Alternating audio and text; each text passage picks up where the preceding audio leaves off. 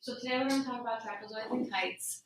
We're going to go over the three theorems for a trapezoid and the theorem for a kite, and we're going to look at a few example problems. So remember, an isosceles trapezoid has the legs are congruent to one another, and so also what goes along with that is each pair of base angles is congruent. So if we look here, angle A and B are base angles, so those two are congruent, and then angle C and D are base angles, so those two are congruent.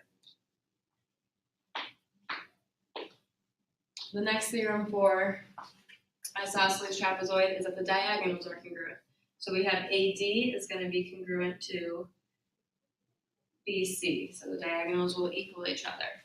Then the last one for an isosceles trapezoid is that the midsegment is parallel to the bases, and the length of the midsegment is half the sum of the lengths of the bases. So AB, EF, and CD are all parallel to one another.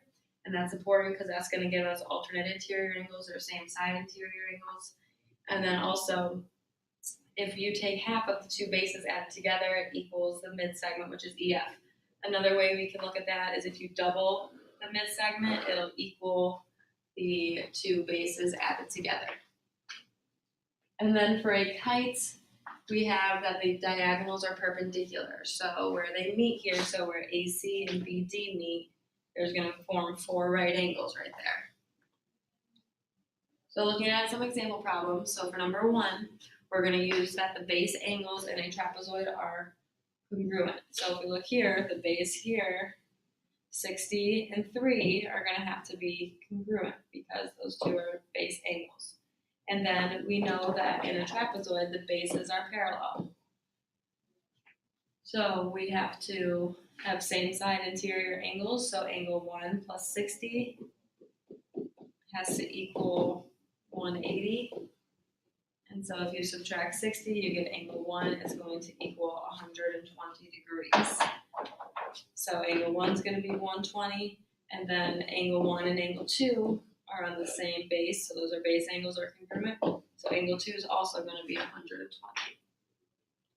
We come over here to the kites.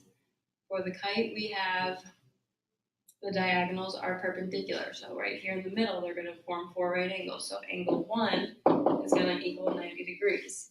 And then we have this triangle here. So we have 40, 90, and we need to figure out angle 3. So in order to figure out angle 3, we're going to take 90 minus 40, and that's going to give us 50 for angle 3.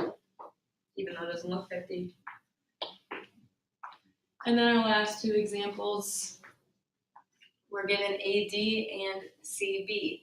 Those are diagonals, so in a trapezoid, the diagonals are congruent. So we're going to set AD equal to CB, and we're going to plug in. So we're going to have 20x minus 7 equals 5x plus 23.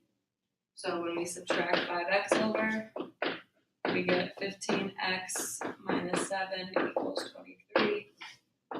At 7, we get 15x equals 30. And we divide by 15, we get x equals 2. And then for our last problem here, we have that the midsegment, if you double the midsegment, so double EF, that's going to equal the two bases added together.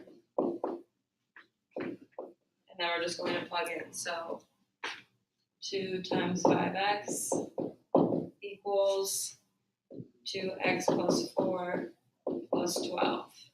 So 2 times 5x is 10x, and that's going to equal 2x plus 16. If we subtract 2x over, I'm going to jump up here real quick. We're going to have 8x equals 16, and if you divide by 8, then we get x equals 2.